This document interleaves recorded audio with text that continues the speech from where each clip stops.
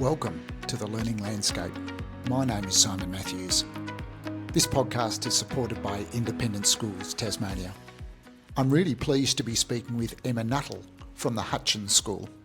Emma, why don't we just start by you introducing yourself. Tell us a little bit about your role at the school and tell us a little bit about your school as well. That'd be a great way to start.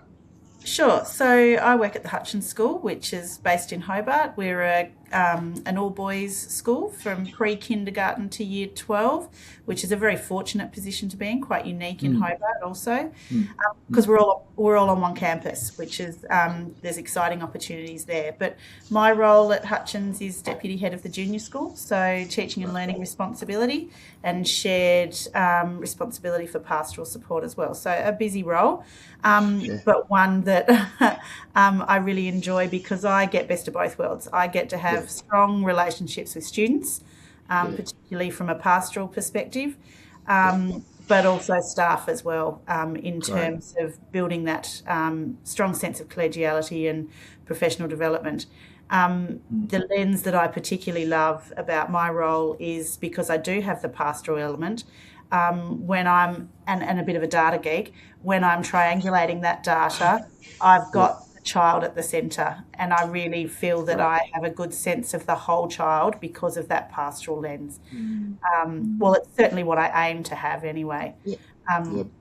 But yeah, so that's me in a nutshell. A bit about our team, if you're interested. They're highly capable.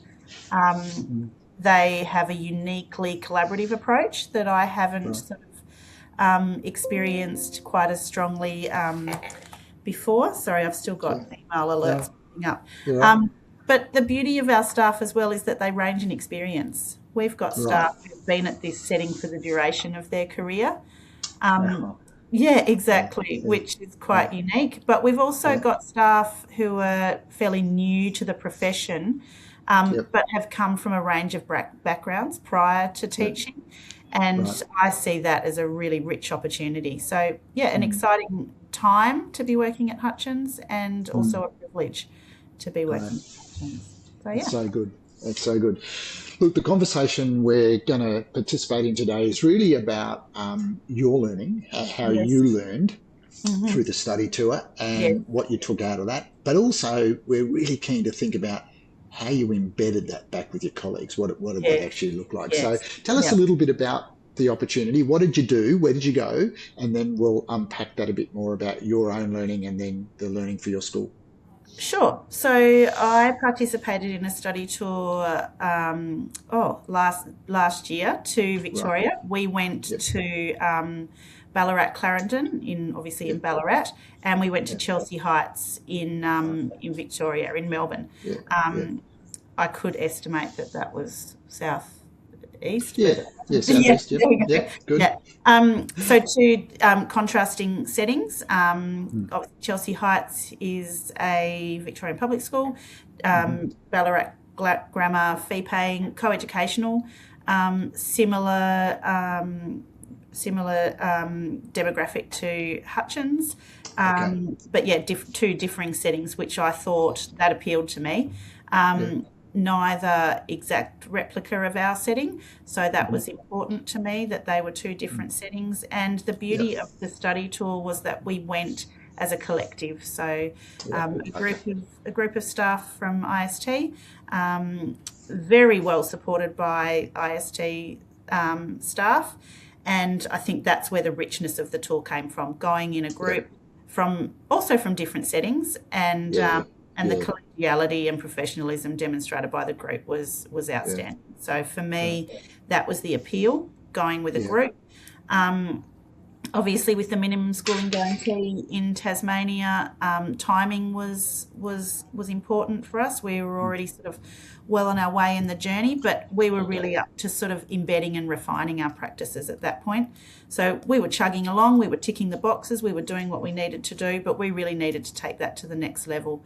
And so the opportunity to see other schools, particularly high-performing schools, their results speak for themselves. That was the appeal for me. And so we felt it was important for someone from our team to go, and I was fortunate to be the one. Yeah, great. That's Yes. interesting how you describe your journey. So you were saying this really was an opportunity to refine, strengthen, really bed down some stuff. So you're obviously doing Absolutely. a lot before you went. Just give us a Yeah. bit of a picture. What were you already doing? Oh, we were already comfortable and proud of our phonics Yep, program and good. our general Peter 2 literacy program as well. Yep, yep, We had staff who were engaging in professional learning um, sort of yep, independently as well yep, as collaboratively. We had a lot of staff who still do have a very genuine, real interest in, particularly in early years yep, literacy. They're really excited by what's happening in that space. Obviously, it goes without saying, huge amount of change in yeah, recent years about what we know about best practices in that space. And we had staff who were, they were seeking out opportunities themselves yep, for professional yep, growth. And the conversations around the corridor and the photocopier were that of a real genuine interest for building on what we were doing. So yeah, it just yeah, felt that the timing was right for us yeah, to yeah, good. go to that next level. Yep, We've got a wealth of resources in terms of physical resource. We felt comfortable at that space, especially in Peter 2. But right. we needed to really look at what that looked like beyond Peter 2 and think about the implications at Peter 2 for that Yeah, required change beyond that space. So, mm, yeah, look, we were mm, doing good yeah, things, yeah, but we definitely needed to embed and enhance at that yeah. point. Did you go into the tour with anything particular in mind, like I really want to see this or I really want to see that, or was it just more about, hey, we're going to some high performing schools, let's see where they've gone to? A bit of both. I Yep, think it's important that, obviously the school were supportive of me doing that from a financial perspective. It yeah, was in our best interests to get the most out of the experience. So yeah, a little bit of yeah, planning and thought went into beforehand in terms of I wanted to have a good understanding of the schools themselves. yep, Obviously, the schools were chosen by IST for a reason. They've got some mm, really strong advocates in this mm, space working in their respective settings. So it was important to do some due diligence there in terms of who yeah, we were about to go and meet. Um, and had already been fortunate to listen to Steve Capp through some of the okay, IST professional learning that had been provided as well. So that was important to have reflected on that. But for myself personally, I was really interested in the leadership of some of these change yeah, processes and yeah, practices. yeah, Obviously, and I think we'll get to this later in our mm, conversation, but yep, change is not easy. no, Not for anyone involved. So I was yep, really interested in how some of these schools were rolling out the change in terms of resourcing right through to how they can best support their educators yep, and families as well, yep, communicating to families. That was a big part of it for me as mm, well. mm, Um, mm, so yeah, yeah, I good, really wanted to see how schools um, had determined their direction yep, and then built that culture yeah, around the change. yeah, So for me, yeah. okay, good. Um, so what did you see? What you went to these two Uh, schools? What did you what did you take in, and then we'll talk more about what did you take back yes. and how have you implemented it. But what did you see? What did you experience? Okay, so we got to see classrooms in action, Yeah. which was exciting. And as I said to you at the beginning of the conversation, we were a fairly large group. So to see those classrooms in action as a group was quite powerful because obviously, in the immediacy, straight after the classroom observation, we were starting to debrief and unpack already. And the vulnerability of the group to be able to talk about their own settings in those conversations, Right. that Right. just added a whole nother level to the Yep. study tour. So like I say, we saw classrooms in action. We were also really fortunate to speak to some of the leaders at both of the Okay. schools Okay. and classroom practitioners as well, Yep. Yep. which was really, really valuable. And I think it was as much the conversations during, after, before Yep. that were the Yep. most powerful in terms of learning.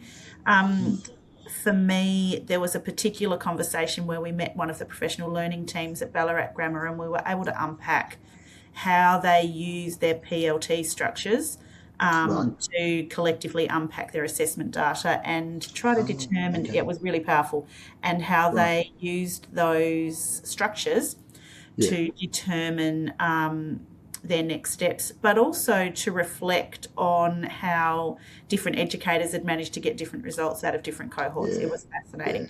Yeah. So that felt a real privilege. Yeah.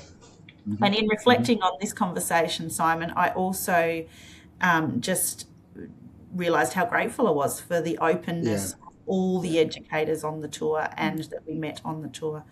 We also had some more formal conversations as well, provided by Steve Capp at Chelsea Heights and a plethora of the educators at Ballarat Grammar. They put on a more formal professional learning style session for us, where they spoke through their journey and the changes that had been undertaken. So a raft of opportunities provided on the study tour. It was a lot. Yeah. And it's interesting that you reflect on the fact that, okay, I was there, I was observing, I was having more formal conversations with the leaders, I was having informal, confidential, but really transparent conversations with my colleagues and other people there. So it really sounds like a pretty rounded experience. It really was, and that's kudos to the IST team in how they'd planned for the tour to happen. I mean, even on the bus rides between the settings, that allowed us to have those collegial conversations. It was a very, very rich opportunity, one that I'm grateful for. Okay.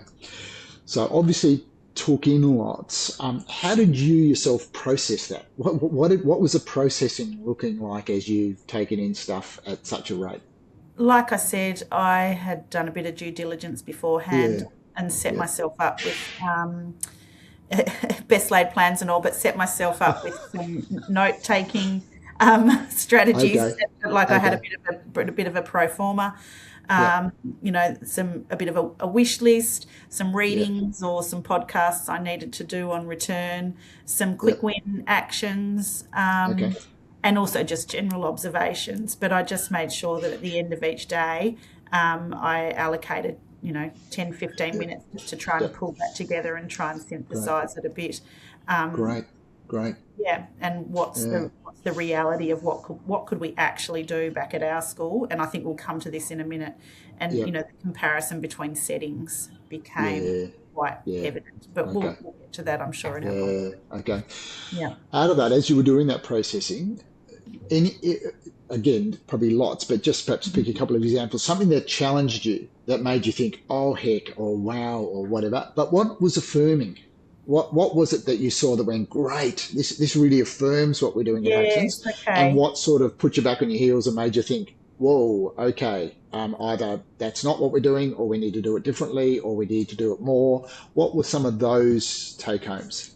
So both, definitely things that we saw that were challenging. And I think that was part of the intention around it, because we went to schools that are... they're both very strong in their stance around how literacy should and can be taught, and again, regardless of setting. Although they were, what was highly evident was that they were both very respectful of their individual contexts, and aware of their individual contexts. So, some of the elements of explicit direct instruction are challenging for an educator who has come through thinking and believing that there are elements of inquiry that are best practices, and so to see the way that they were delivering their learning, yes, it was challenging, but like you said, there were elements that were equally affirming as well, and it was around that consistent, persistent, structured routines. Kids knew what to expect. The expectations were high. The bit that challenged me was the relationships. We are very, very strong on relationships in our setting. I think it's key to many of our successes. Is the strong relationships within and throughout our community. Right. And that challenged me deeply, because I didn't feel that in the classroom, albeit brief classroom observation, I got a strong sense of how those relationships were still respected and developed. Yeah. But it was in talking to the educators afterwards that I came to understand that, yes, relationships are still key, relationships are still nurtured, it's just done in a different way. And that, I think, has remained my biggest challenge. It's been a while since the study tour. That has remained my biggest challenge and most confronting element of the study tour. And we're still working out what our position. Well, no, position's the wrong word. Delete that. We're still working out our stance, but we hold relationships dear, and that is a really, really strong and important part of our program. I love that you've got that hold of that, and you said we're not going to let it go. Like, whatever the mandate is, whatever the best practice is, we're actually going to hang on to this, and that you really wrestle with that. We've got to lean into it too, Simon. We've got to lean into the fact that relationships, we believe, are key, as I'm sure all educators do. We all know that relationships are key for staff and students, but for us, that has been our biggest grapple, but also our biggest success. So, good. Love it. I think I've sort of answered your questions around challenging and affirming, but so we're currently trying to find where the two shall meet. Yes. Okay. And let's just follow that rabbit hole a bit. I'm guessing that when you speak like that, that makes me think culture. That makes me think, okay, Emma and the team are setting a culture there which says we're really on about relationships. Are you getting that pushback from others around, hang on, how do these two go together? It's so explicit, it's so direct, and yet I feel it's challenging my relationship with my students. So you're feeling that back from staff? Not the direct link with relationships necessarily, but I know there are staff who are concerned, I think because they hold it so dear. And but what we are noticing is some challenges in our staff around the explicit teaching elements of work that we're trying to do. But key to the work is time. Time to embed these practices, time to go deep in the why, because without the why, of course it's not going to work. So in thinking about this, I wrote down a little something I wanted to say, and of course now I can't. No, take your time. Take your time to find it if you want to find it. Well, I just was really grappling with this as I was doing my thinking and preparing, but look, I'm sure we'll come to it. Okay. No worries. Yeah. So you've obviously experienced, you've obviously processed.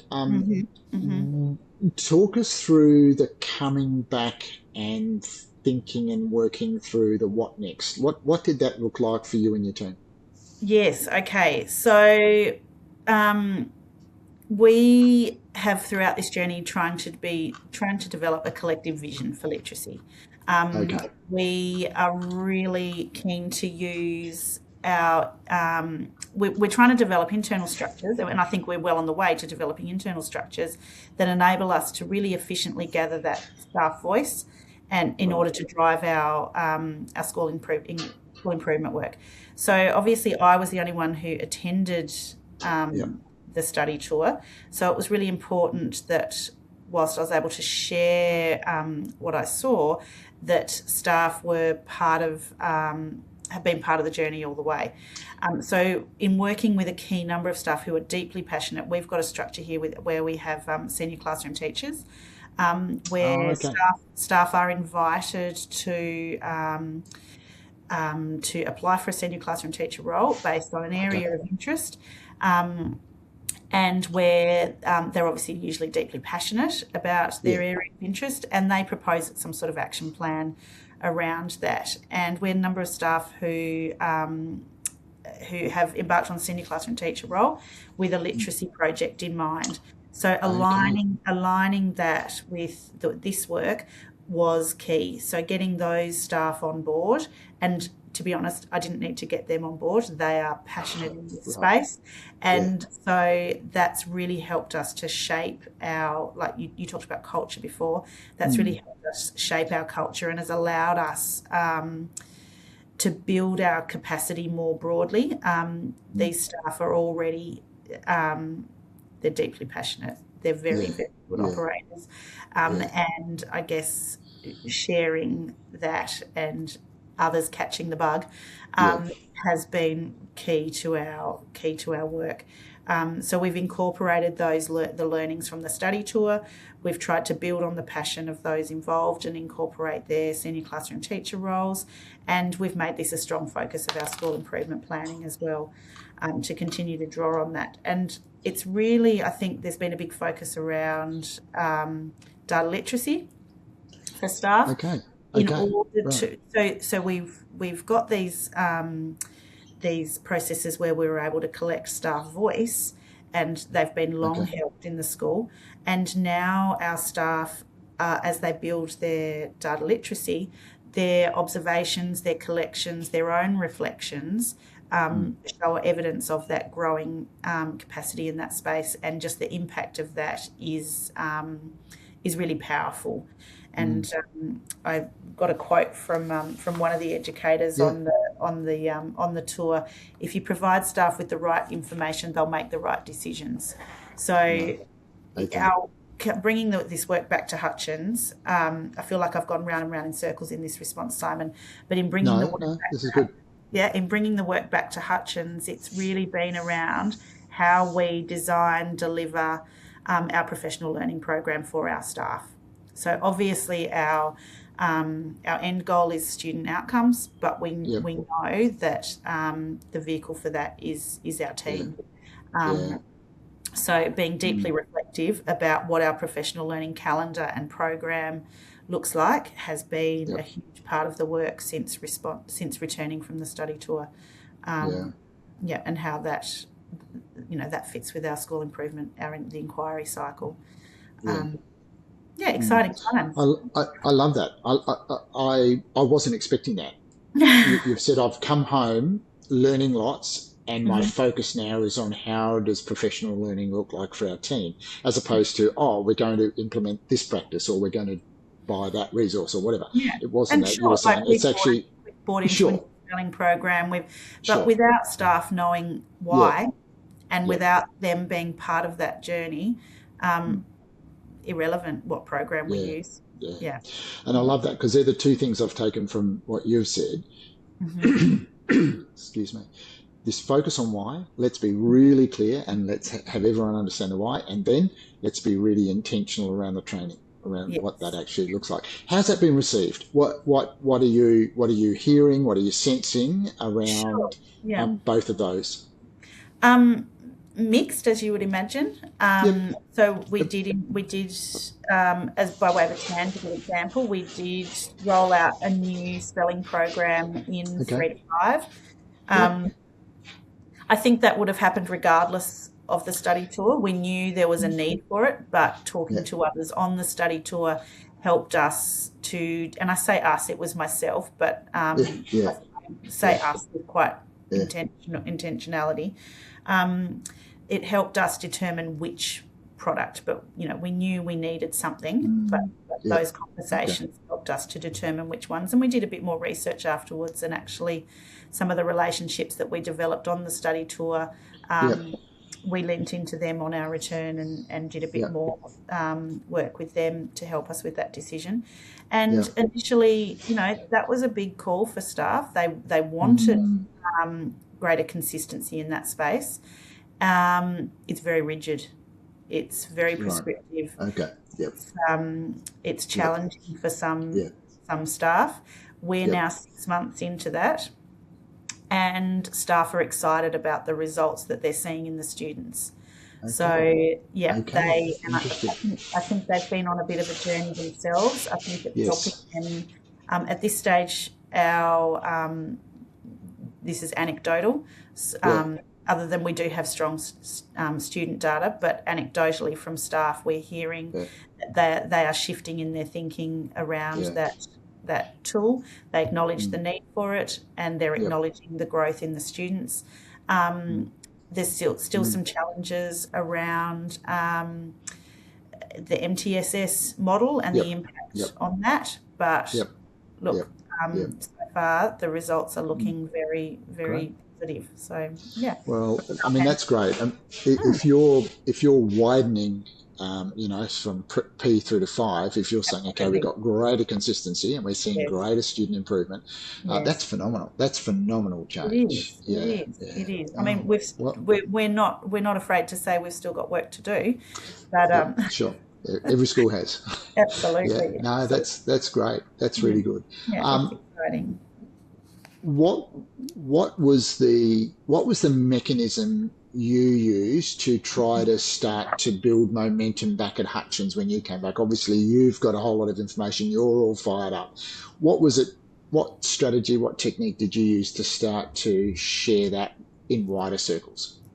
I was really impressed with the PLT structures that we saw, the professional learning team structures, and that was a whole of school focus for this year across the broader school as well. So Claire Taylor, our head of teaching and learning 6 to 12, also doing work in that space.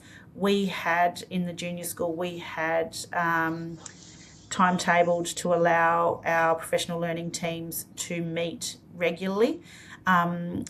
This year we've worked on tightening those structures even more, so that there is a greater emphasis on student data and the impact of that on our planning, and also building in the opportunity for our support team to have greater insight into those teams. Wow. Okay. So culturally, that's having an impact as well as on student outcomes. So that's been a big shift, and I would say the strongest vehicle for driving change in combination with the senior classroom teachers. So but I think that and then again, anecdotally, I think our culture here has allowed us has allowed staff to support one another, and also to sit with some of the discomforts for a little while and be a bit challenged. Maybe I felt like we were ripe for that to occur, and staff have gone about where they have had discomfort. They have taken individual journeys to come to where they are now, where they are starting to see that student growth, and I really admire that in our huge. staff to do that. It's massive. But it's courageous leadership, Emma. I mean, that's courageous of you to say, I'm actually going to intentionally just let people sit in that and see where that goes. Well done. Well done. That's good leadership. Yeah. Fingers crossed. Yeah, absolutely. Yeah. It sounds to me like a lot has come out from the tour. How have you intentionally thought and worked through with your team what you're not going to continue? Because obviously you're starting some stuff or strengthening stuff or giving more time to stuff. Yeah. How have you worked through what will we stop? And then also, if you can give us an example, what aren't you doing anymore? That the pruning, Simon Brake is pruning. That's it. Yeah, we're still pruning. And that I think, we have a very, very busy program here. You must. And as I'm sure, every school does. But we've just, like we just said it before we started the interview, we've come off the back of an incredibly busy term where we've had grandparents' days, we've had other student assemblies, we've had sporting commitments every other week. This is a busy place. This is a huge organism that just there's kids coming and going all the time, and that is one of our greatest challenges. We are and remains so. we are in a very fortunate position where we are able to offer, a large number of co-curricular activities and opportunities, and students want to do it. So, that's why a lot of our families, choose our school. But it does remain a challenge to prioritise the literacy block. We still went out from our timetabling, and bear in mind our timetabling is pre-kinder to year 12. So that is a huge, our timetabling crew are able to keep the beginning of the day is free for literacy only, and we try as best we can to maintain that. But that remains our biggest challenge, is what's got to go. And the thing that leaps to mind in this setting is the co-curricular opportunities, and it's something we continue to grapple with. But in terms of literacy specifically, what we noticed when we introduced our new spelling program in 3 to 5 was the impact on timings for the literacy block for that team. So we knew it was a necessity. We knew we needed to do it.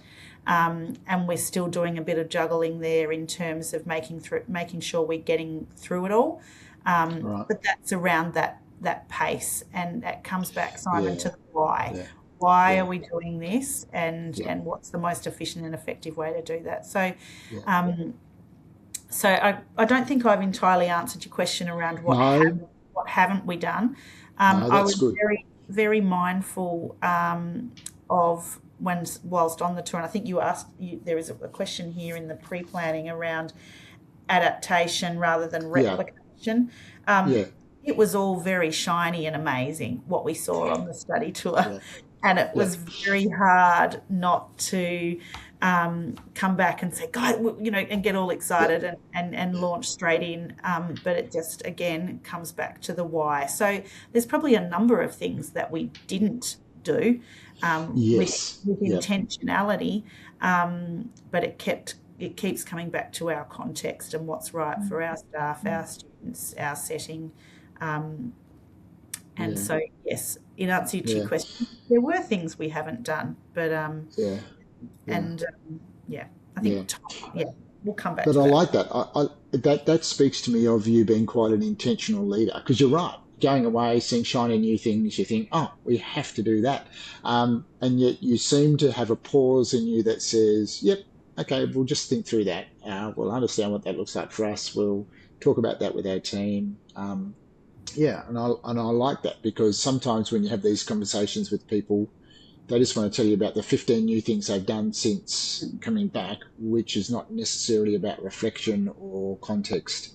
But you seem to have done that. You seem to have done that well. I'd like to think, Simon, that we're trying to build a way of working that is sustainable. That's so important. That's been really, really important. The team, there has been a lot of change over the last few years in terms of not necessarily staffing. Staffing's remained relatively steady, but in terms of the tools and the resources and the things that we've been using, we needed to steady the ship and stay the course, and just really focus on the why are we doing these things. Okay. With some of those things you've introduced, talk to us a little bit about students and families. Are you seeing anything from students where lights are going on, or you're seeing a difference? And what are families saying and sensing? Okay, so in terms of raw data, we're seeing some really, really good results in terms of our screening tools, where we're seeing that generally our students are really strong in decoding. They've got really strong sort of foundational skills of reading. Our next challenge is around comprehension and building that. But very, very strong technical readers, and I think that is kudos to our Peter 2 program, and in particular our intervention practices at that age and stage. So we're picking up when kids are struggling and supporting them effectively and efficiently. But that's what our data is telling us, that we've got some really strong technical readers. And now I've moved away and forgotten what your question was. No, that's okay. We were talking about the idea of. Let me go back and think. I've lost the question too because I'm thinking. That's okay. Okay, doesn't matter. Doesn't matter. What you said. No, what you said there was. Yes, students and families. So you're family. saying the data you're saying is strong. So you're getting good clarity about what kids are doing differently because of your actions. Yes. Are you hearing anything from families? Are they seeing, sensing, coming back, giving feedback? Families are very grateful, particularly for our support program here at Hutchins. Okay.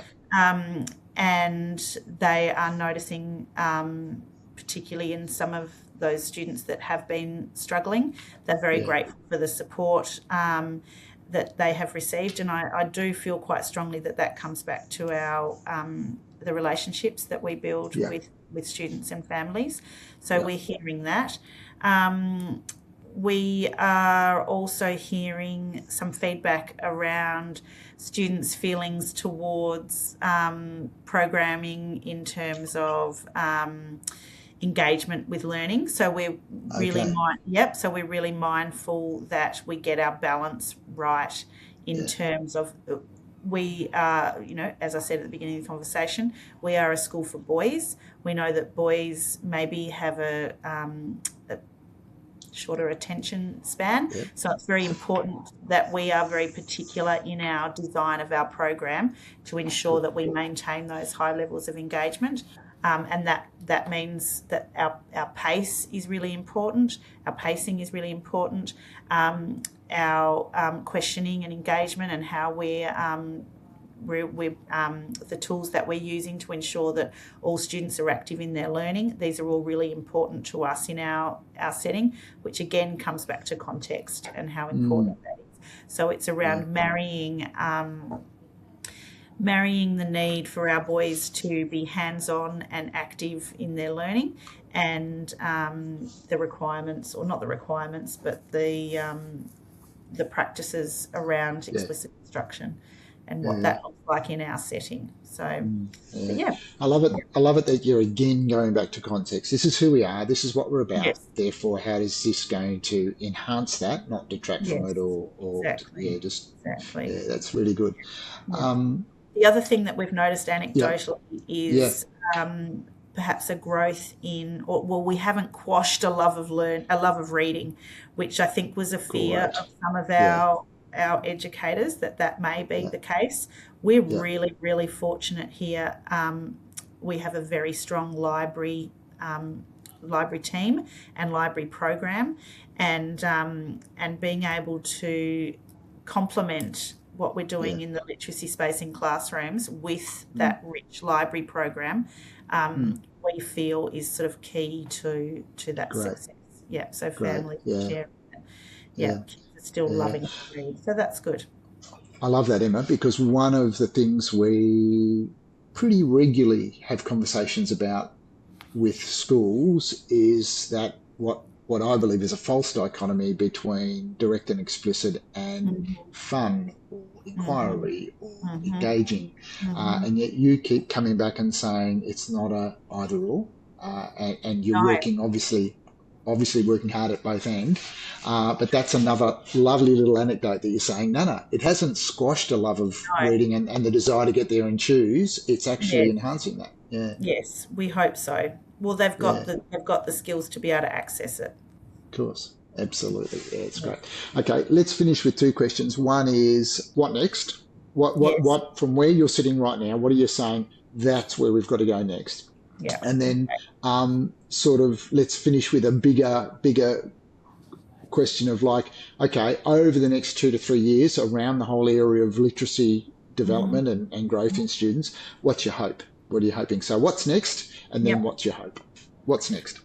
Okay, so in reflecting on what I might say when I presumed you would ask this question, I came up with a few things, and I've talked to you about our professional learning program that we design and implement for our staff, and what comes next in that space, I think, is going to be really important for us, given where we're at the moment. And we're really keen to investigate how we can differentiate our professional learning program for our staff. So that's sort of the first thing that sprung to mind, because that, for me, has been the biggest thing that's come out of the tour, is our professional learning program. But the next steps in that space, I think, are going to be really important and exciting.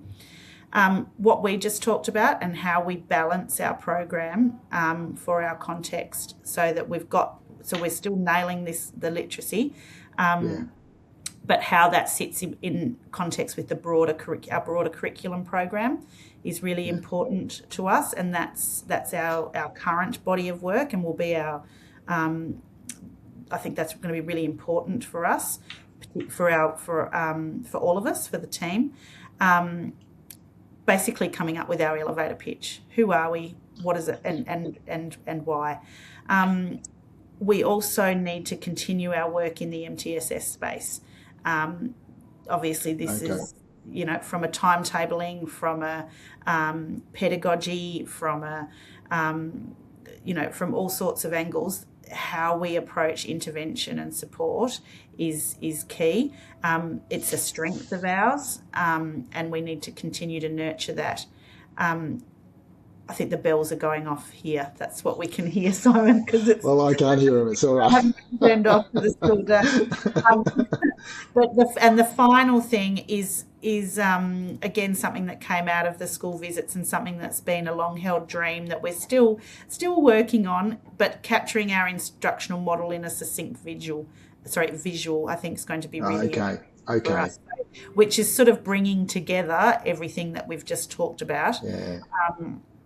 And whilst we're close, I think that's the really important next steps for us, which are all interrelated. So they will be featuring highly in our next school improvement plan. Is our current thinking, and where we're looking at where we're at now in our current school improvement plan. When we're looking at all of our data that we've collected, we're thinking that that's our next direction. Which, exciting times, but seeking out those opportunities for personal professional growth and building capacity of our team is really important to us. Yeah.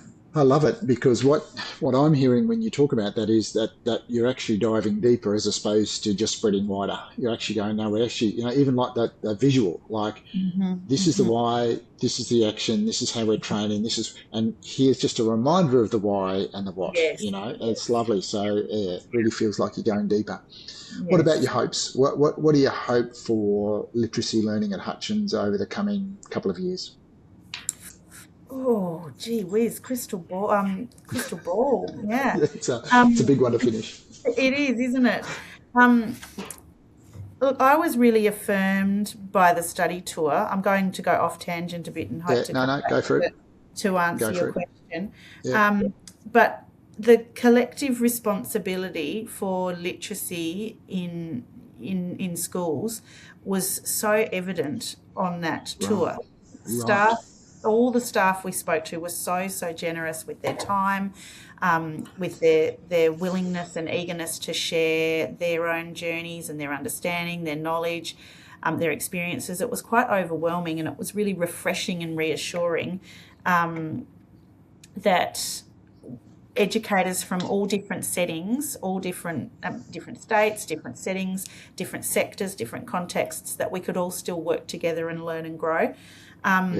And that, for me, was really exciting about the study tour. So in terms of hopes, with our team here, we are that. We come from all different backgrounds. We come from all different experiences. And it's my hope that we can continue to be... I mean, I've given the team a glowing rap today, Simon, because they are amazing.